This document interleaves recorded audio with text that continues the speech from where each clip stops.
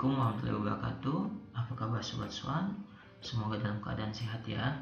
Pada tutorial kali ini kita akan belajar dasar pemrograman R, yaitu aritmatika sederhana, mendefinisikan angka, dan mendefinisikan karakter. Pada layar sudah tertampil 4 jendela. Jadi pada saat kita membuka RStudio, pada dasarnya akan muncul 4 jendela seperti ini. Untuk menjalankan perintah pada RStudio, maka perintah tersebut akan dieksekusi di jendela konsol. Jadi pada pertemuan kali ini kita akan bekerja di konsol. Nah, pada RStudio kita bisa melakukan perhitungan atau penjumlahan matematik sederhana seperti pada aplikasi pemrograman komputasi lain. Oke, kita mulai saja aritmatika sederhana. Misalkan kita tuliskan 5 ditambah 2. Nah, di konsol perintah ini langsung dieksekusi. Selanjutnya misalnya 5 dikurang 2. Kemudian untuk perkalian 5 dikali 3. Jadi hampir sama dengan aplikasi pemrograman lain. Nah, misalnya untuk pangkat 5 dikalikan 2. Selanjutnya untuk modulo itu sisa. Jadi misalnya 5 modulo 2, enter.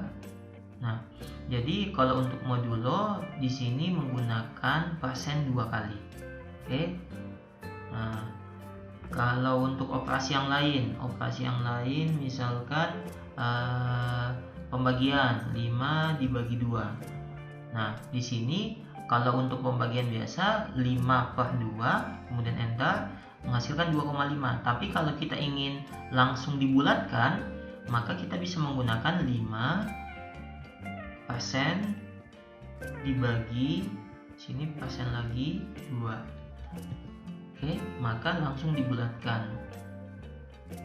Nah, misalnya 7 kita bagi dengan 3 misalkan. Selanjutnya bagaimana memberikan label atau mendefinisikan sebuah angka atau karakter. Misalkan X sama dengan 5. Nah, di sini begitu kita membuat X sama dengan 5, maka di global environment-nya akan tertampil seperti ini.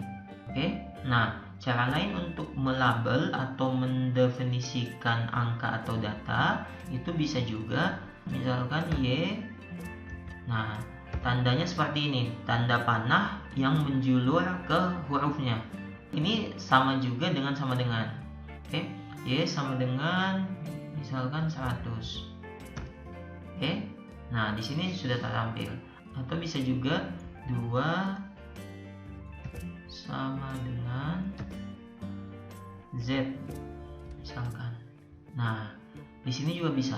Oke, jadi caranya kalau menggunakan tanda panah seperti ini, maka ujung tanda panahnya itu merupakan huruf. Nah, misalkan kita ingin membuat definisi yang lain, misalkan kita ingin membuat Y1 misalkan. Oke. Ini sama dengan 2000 misalnya. Oke, maka di sini akan tertampil. Nah, yang tidak boleh adalah huruf pertama dari sebuah label adalah angka. Misalkan 1Y sama dengan 1000 misalnya. Nah, ini tidak boleh. Nah, atau kita bisa juga membuat misalkan Y1 seperti ini sama dengan 4 misalkan. Oke. Nah, di sini pada saat kita sudah melabel atau mendefinisikannya, tidak langsung muncul hasilnya. Kenapa? Karena kita belum memanggilnya. Ini baru proses pendefinisiannya. Ketika kita ingin mengeluarkan nilainya, maka kita harus memanggilnya kembali. Misalkan kita tuliskan X. X di sini ini untuk memanggil hasil definisi dari X sama dengan 5. Maka yang akan muncul adalah 5. Nah, yang harus diketahui bahwa R ini bersifat case sensitif, di mana huruf besar dan huruf kecil itu dibedakan. Misalkan saya tuliskan X yang huruf besar. maka di sini dia akan muncul karena memang kita mendefinisikan X itu adalah huruf kecil. Oke. Nah, ketika kita mendefinisikan X huruf besar, maka di sini akan muncul. Nah, misalnya kita buat aku sama dengan X ditambah Y dikali dengan Z. Oke. Maka di sini kita harus panggilkan kembali, bisa langsung namanya aku, oke, atau bisa juga print aku. Nah, misalnya kita buat kamu sama dengan 2 kali X ditambah Z dikurang Y. Oke. Nah, di sini kita langsung ingin mengeprint atau ingin kita keluarkan hasilnya. Caranya seperti apa? Di sini kita tambahkan titik koma. Oke, jadi kalau kita menambahkan titik koma, maka kita bisa memberikan beberapa perintah. Nah, di sini langsung kamu misalnya. Maka nilainya langsung keluar. Atau bisa juga misalnya kita ingin membuat beberapa persamaan sekaligus. Misalnya kita buat dia sama dengan 3 pangkat Y ditambah 2 pangkat X titik koma, selanjutnya kakak sama dengan 4 dikali 5 ditambah Y dikali misalkan Z.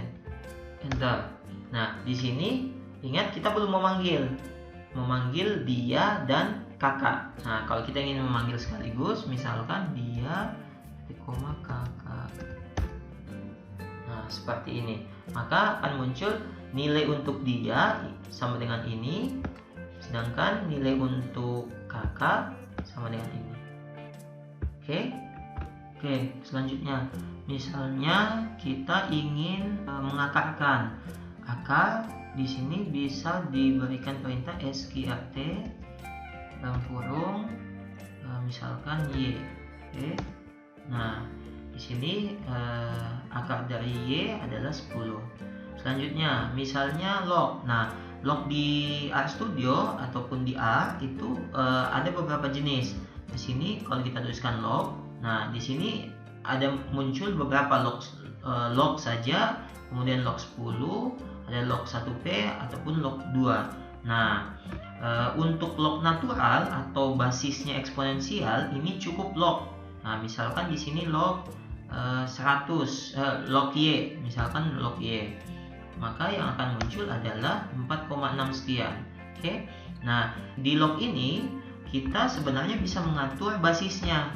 Misalkan log Y, nah, kalau kita tab di sini muncul base. Base-nya ini adalah eksponensial, tapi kalau kita ingin mengganti, misalnya base-nya kita inginnya base 10 misalnya. Nah, maka yang akan tertampil adalah hasilnya adalah 2. Nah, sama juga kalau kita tulis log 10. Ini log 10. Oke. Kemudian Y. Nah, maka di sini sama. Log dengan basis 10, Y itu hasilnya 2.